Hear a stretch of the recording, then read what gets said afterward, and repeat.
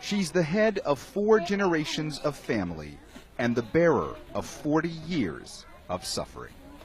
Gul Zahar, a Rohingya refugee in her 90s, has fled persecution in Myanmar 3 separate times in her life. First in 1978, then 1991, and finally in 2017.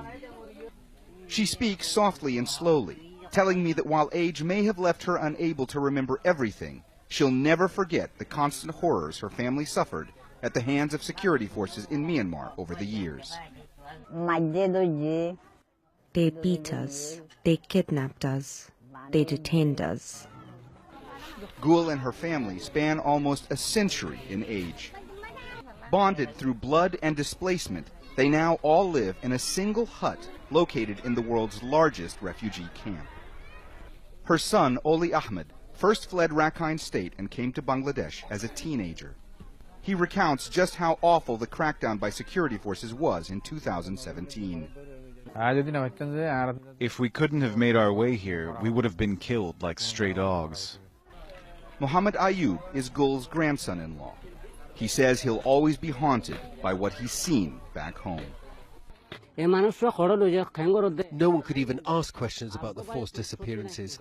Even a brother didn't have the right to ask about his missing brother. You understand?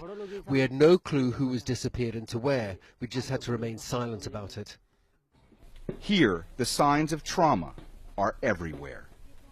And fear is clearly etched on faces.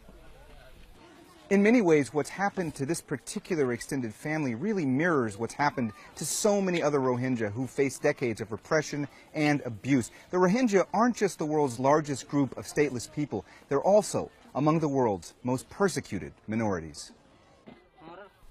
More than anything, Muhammad Ayub wants his children to be able to experience peace and to get justice.